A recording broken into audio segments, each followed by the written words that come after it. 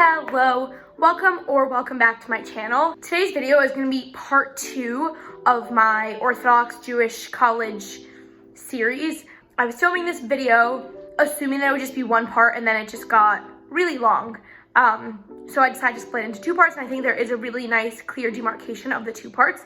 So the first video, if you haven't watched it, you should, because it gives a lot of context. The first video was Orly and I talking about how we decided what colleges to go to, what was important, and then also the importance of having an Orthodox community in college. And then today we're going to be talking about leadership within the Orthodox community, because basically every college that has a substantial amount of Orthodox Jews has an Orthodox student group, and there's different leadership structure within. A lot of them are similar, but there's also differences based on the needs of the campus, the size of the campus, etc. So Orly and I are going to be talking about that. So yeah, just again, I didn't want the videos to get too long, so enjoy part 2. Another really important aspect about Jewish communities on college campuses is that they are pretty much either majority or completely run by undergraduate and or graduate students. So like essentially the community does not exist if there aren't students making it happen, which is kind of a segue into us wanting to talk about our experiences with being in leadership positions in the Orthodox and Jewish communities on our campuses. Because something I find a lot is that students come to college and they expect that all the resources and events and programming and opportunities will be there, and that they don't have to contribute anything or give back or support the community in any way, which is, I'm sure, something that we could talk about it all day. But so I guess this is a segue to talk about our experiences with leadership in the Jewish community, specifically the Orthodox community. Not everyone who is Orthodox is as involved in the community as we are. It's kind of just like our personalities. Yeah. It's just a coincidence. Yeah. So we just want to talk about that communal leadership aspect. So I guess I can start. My freshman year, I was super involved right off of the bat, especially in Chabad, because I grew up going to a Chabad, so it was very natural to me to just like go into the kitchen and be like, okay, put me to work. And just like getting really involved in that, and then also being involved in the Orthodox community, which is under Hillel. So the way my community works is that there is the president, and then under the president there is the executive board. Under the executive board, they each run a general board. So I was on 2 general boards my freshman year just because they needed more people. So I was involved in 2 general boards, the tefillah, the davening, oh my god, how do I speak English? The prayer learning, the prayer general board. You don't realize how much Jewish is in our... No. Yeah. Like literally... It's another language. Jewish is another language. No, I don't want to say Jewish. Yeah. It's like, well, fine, Jewish. No, because people have asked me if I speak Jewish, like fully meaning Hebrew. No, it's just like jargon, I think is a better word. It's like the vernacular. It's kind of like, I know like a lot of people in the Black community will code switch when they like talk to like not people of color, it's like white people. And I feel like it's sort of kind of similar in the Jewish community, where there's so much like Yiddish and Hebrew terms into our vernacular that like people in our head, like it's English. Like you know, it just really comes out. Like you don't think twice about saying it. It's also like, again, because we are so involved with the Orthodox community, and like I live with Orthodox people, like whenever I say something in Hebrew or Yiddish, like they know it. So then even when I come home and I have to like code switch for my family, because like I have taught my mom especially like a lot of slang, but even it'll be in class and I like will want to say like a halachic like Talmud term, I have to translate, and then it like I'm translating as it comes out. I'm like, I really hope that comes out coherent. But I will have to say, well, so it's a little different for you because Hebrew is your first language, but my first language is Russian. For reference, like my mother is Israeli, so. My first language is Russian, so sometimes that'll even come when I like forget a word in English and I'll have to like translate, or sometimes like things are just like funnier or like better in Russian, so it's like having to like translate for my not Russian friends. So we digressed a little from the original point, but I think it was a necessary point to say. So freshman year, really involved in various ways, kind of just like inserting myself into the community and being like, I'm gonna help in this aspect, or people just like, I just came to everything, like people like knew my name and knew I was reliable and asked me to run different programming and do stuff, and I can vouch for that. And etc. And then my sophomore year, I became a kitchen manager in the Chabad kitchen, so I work on Shabbos to make sure all the food gets out. And then also during the week, I'm very involved in like preparing the food. And then the formal leadership title I had. I was engagement chair for the Orthodox students of Hillel, which was the name of our community, and it went through a bit of changes here. Longer story. My role was kind of interesting because it was on Zoom, but really just like trying to engage people into the community, doing fun programming, having people like know about the community, things like that. And then this year, I serve as the president for the Orthodox community. We changed the name to BEMA, which starts with the B, and Binghamton starts with the B, and yeah, that's like where the name came from. Longer conversation of how the change happened, why the change happened, etc. But for all intents and purposes, I am the president of the Orthodox community. So I kind of like oversee everything that happens in the community. I work with the adults, so whether that be like the Hillel staff or the Orthodox Hillel staff, which is employed by the Orthodox Union, the OU, or Chabad, or just like other people that I would need to communicate with, make programming, hear a lot of complaints, act as people's priest. That's a whole nother story. Yeah, in a nutshell. So basically I just like run the community, oversee things, make sure things happen.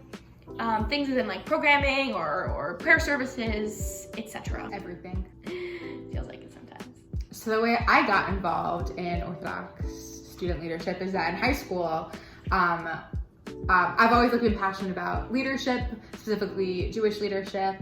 And so in high school, I was the chapter president of my NCSY chapter, which is like a Orthodox youth group. I was on the regional board for that, very involved in that. And then also I feel like an important thing to note is that on our gap year program, we also took on like various leadership positions. Like we were 2 out of the 3 chairs for like this choir competition. And we just like did a lot of random stuff. And just like we would have Sabbatoni, Shabbats where we'd all go away as a school. There was like always like committees for that, and we were like usually on the committee. Like we were on a few different ones. Planning things. Like we were just the people that they came like to ask to do stuff because they knew that we would do it. Yeah, and like they knew that like we had sway with everyone. Yeah. Like, if like we said to do something, like other people would do it. So that was honestly like really good like preparation for college leadership. Anyway, so I decided to stay. I'm gonna get a 3rd semester in our gap year. It's called Shana Bet. So I started at Brandeis in the spring semester, which at Brandeis is called being in the mid-year program. So when I was still in Israel, I knew that I wanted to get really involved in the Orthodox community. So I kind of did some research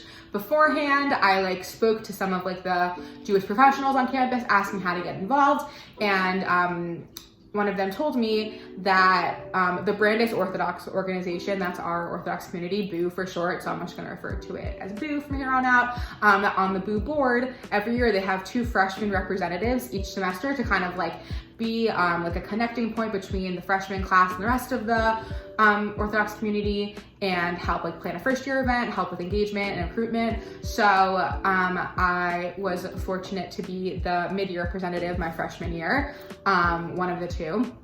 Then COVID happened. My freshman year was only 8 weeks, also a longer story. In person. You still finished the semester. In person. I was only on campus for 8 weeks. My freshman year. And then sophomore year, I was the education coordinator for BOO. So, and that was, we were on campus, thank God for all sophomore year, but a lot of things were like on Zoom and remote, and like it was really weird. So I was in charge of planning all things like Jewish education and Torah learning for the community, which encompassed a lot of different managing other people and jobs, and it was definitely very challenging, as Hannah can attest to all the times that we spoke about it, but it was really fulfilling and gratifying, and I loved being able to bring like learning opportunities to my community. And then this past May, I was elected to be the president of BOO. And so I was president from May until October, when I decided to resign for health reasons, which I'm very happy I did. And I loved my time as president, and I don't regret being president. But I think that like stepping down was a good choice. And I want to take this opportunity to say that if you're in a leadership position, and you, for whatever reason, like need to resign, don't be embarrassed. Like it's really hard when you're in the public eye. Like I had to send out like a letter to like hundreds of people saying like I have to resign from being president, but I'm really happy I did it. And it definitely like helped my health trajectory. So don't be afraid to do what you need to do for yourself. And it was also beneficial for the community. Yeah, and I think Hannah and I have a lot of similar and different experiences in our times as being presidents of our Orthodox community. So I don't know if you want to jump into that specifically. Yeah, well, what you were saying about like if you need to resign. Being a leader is like a lot. It's a full-time job. For sure. I joke that like being president of the Orthodox community is my full-time job and being a student is a part-time job. Which, Mom, if you're watching this, you know I get good grades. Like, it's really fine. Yeah. But I always... School should come first. No, I tell that to people all the time. I was like, does it actually? No, I say that line to people all the time. I was like, if my mother would hear, Mom, if you're listening, like, you know I do well. Like, really relax, okay? But it feels like you're there to be the president, and then when you have time, you like go to class and do your homework. Yeah, in essence. Like, I have fully skipped class to go to meetings before. I've been on phone calls in the middle of the night for community stuff. Okay, one of my majors, all the classes are 3 hours, and I just like had a really horrible professor last semester. He was just like really boring, and like, I don't know why I went to class. Like, you can do well in the class without like actually being in class, just like doing the readings. I only went to class like knowing there was assignments, whatever. So in that class, for 3 hours on my computer, I just like do work for the community. We didn't get paid enough because we don't get paid at all. Zero. But you're very much a civil servant. You're very much a servant of the community. Yeah. So there are a lot of times where I want the community to go in a certain direction and I want certain things from the community. And I have to reevaluate and kind of take a step back and be like, is that actually what the community needs? Is that what the community wants? Or is that what I actually want? And if it's what I want and not necessarily what the community needs, then I need to like kind of reframe and like, how can I still get that? Like maybe say I want more Torah learning, but there's like not time for that in the community schedule, like then I have to do that for myself and not force it upon the community. So really having a pulse on the community and what they want. And that includes people very often come to me with complaints. If they're respectful with their complaints and critiques, I'm very receptive and I have changed something. If you are not, you as in like my community, not respectful, then I'm not as receptive. So people definitely need to learn that I'm like a human and have feelings. Also, very often people are like, wait, you're only a junior? I thought you were so much older. Like, yeah. So that's a fun part of it. Like Hannah was saying, there's lots of different aspects of being the president. It's very humbling because people just assume that like these like events and programmings come out of thin air. Magically, there's a sukkah on campus. Magically. How'd that happen? Yeah. I don't know. In reality, it takes hours of energy and time from the student boards and the president and vice president, or however your board is structured, to make things happen. Like, you don't think about how many small but time consuming and stressful steps there are to make even like a simple event happen. Do not take those events for granted. Appreciate tell your student leaders or your community leaders that you appreciate them, because I feel like a lot of like this stuff is behind the scenes and no one knows about it. Community leaders deserve a ton of credit for making things happen and for dealing with all the politics, yielding all the complaints, still trying to like knowing you're in the public eye in a way and trying to be a role model.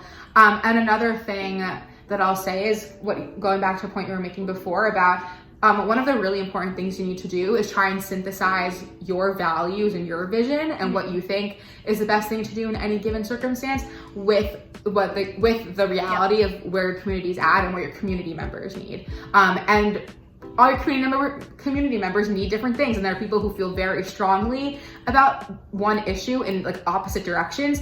So you kind of need to figure out, how do I like meet that in the middle and like please as many people as possible while still feeling like true to myself and like what I think is the best thing to do. It's really a lot of just it's a lot of needing to like know how to talk to people, how to communicate effectively, how to delegating is a massive lesson I learned. A very important lesson that you learn is when you're the president of a community is that you need to delegate things to people. And sometimes, I learned that the hard way. But it's a very, very valuable skill, to like put your trust in other people that things can get done, even though sometimes you just like think it's easier if you just take care of it. But really like you're serving your community well if you allow other people to take charge. And I also think it's a great model to show like lay leaders or community members that they can get involved also, which I think you would agree that's like one of the biggest issues in like college student-led communities is that there's this like analogy I use over and over when I talk to people in my community about student leadership, that if you look at the community as this like sort of boulder, the fewer people that are under the boulder, the heavier it's going to be on those specific people. So the more people you have taking on a little bit of weight on that boulder, the easier it'll be on everyone. So like the nimshal, which is like the lesson you're supposed to learn from that is that don't rely just on the president and the board and like those few people that are awesome and do everything for the community to like hold up the community on their shoulders, because eventually those people are not going to be able to bear the weight, and they're going to burn out, and they're going to get resentful, and they're going to get frustrated. So really, like, I encourage all of you in whatever communities you're in to like take part of it, even if you don't have like a formal leadership position. Just like find even like one thing that you're interested in, or like one way that you can offer to help, and it really goes a long way. Right. I actually, once you told me that analogy, I think either that day or a few days later, I had a general board meeting, and I gave that exact analogy. Yeah. Was like, I need your help carrying this community. Like, I cannot do it myself. My board can't do it themselves. Like, even like the most talented, dedicated, passionate people, like they're gonna like crumble eventually under the pressure. And I even say to people in my community, it's like, we even need help like moving chairs. Like, you don't need a title to be like head chair mover. Just like, if you see we need more chairs or chairs need to be moved, like just do it. Yeah. Like, I'm not gonna get mad at you for moving chairs. Like, please move the chairs. It's kind of like the bystander effect, where you just assume someone else is gonna move the chairs. Right. You assume someone else is gonna go pick up the pizza for the event. And really, like, all those little components like are imperative for the success of a community. And even helping out, like, it sounds so insignificant, literally moving chairs or picking up pizza, but that is a meaningful way to contribute. Or especially in my community, like we are not near a big Jewish community. Like, Brandis is in Boston or near Boston. Like, it's very accessible to get kosher food. Yeah. Everything that's served at our events, it has to be made, unless it's like chips. So it's even like finding people to make it. Like, yes, I need you to peel potatoes. Like, it's not glamorous, but like, I need you to peel potatoes. Yeah. I need you to make the soup. I need you to make the brownies. Like, whatever it is, like, we need people to do things. Okay, so I wanted to share a quote by Rabbi Laura Jonathan Sachs of blessed memory, who said it about the Rebbe, right? The Lubavitcher. I can include a link about who both of them are. Great guys. So Rabbi Sachs said that good leaders create followers, but great leaders create leaders.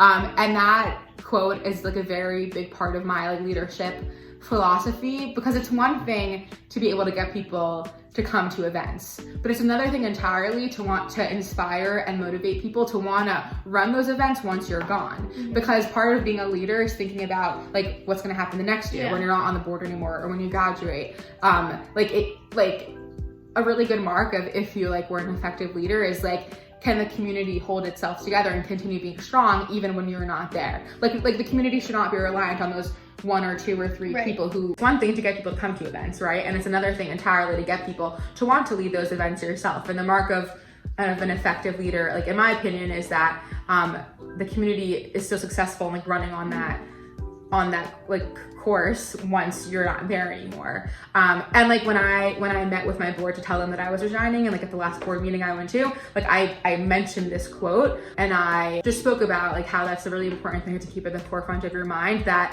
it's not really like, it's not about you. I think like sometimes people get into leadership positions for the wrong reasons. They get into it because the fanfare of it all, and everyone notices that. They don't realize how unglamorous. Yes, it is unglamorous. If you think that being the president of a community, a campus community, is glamorous, let me tell you, it is not. It is not. Like, you do it, like, you really have to want it, and you have to like love and really be dedicated to your community to want to do it. And I think that's like another important thing, like when people are considering if they should like run for these kinds of positions or not, like, don't just do it like because you have nothing better to do, or just because you want everyone to like compliment you. You want to be like known as that person. Like, you really should be doing it because you know that you have something to offer, and you want to share it with people, and you want to give back to your community. You need to be intrinsically motivated versus extrinsically motivated, because if you're motivated by the external, and then you don't get that fanfare because you don't get that fanfare, then you're like, why am I president? Or like, it'll be short-lived. And if the second that you stop getting compliments,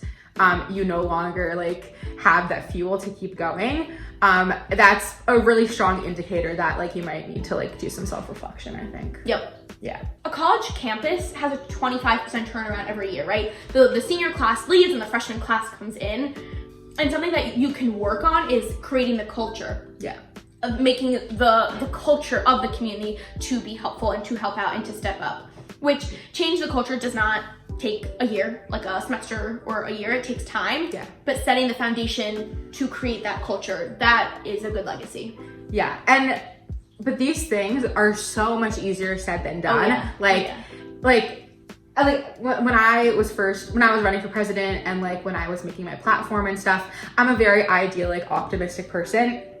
And I had all of these like social justice movements and like culture changes that I wanted to enact in my community. And like, again, like not even like the most talented, amazing, influential person can like change a culture of a community single-handedly. It really takes grassroots movement, and it takes like the people and like the lay people to want to put effort in to do that. Like really like the best that you can do is talk about it, spread awareness, educate people, and just like lead by example and instruct your board members or other leaders in the community to lead by example. And also like don't set realistic expectations, I would also say, because it's very likely that if you're expecting everyone to contribute and care as much about things as you do, you're probably going to be let down. Something really cool about the Orthodox college world, specifically secular college, but it sort of includes Yeshiva University, is there's this program called Yavnet, which is the Orthodox Union, the OU. It's partnered with JLIC, which we should also...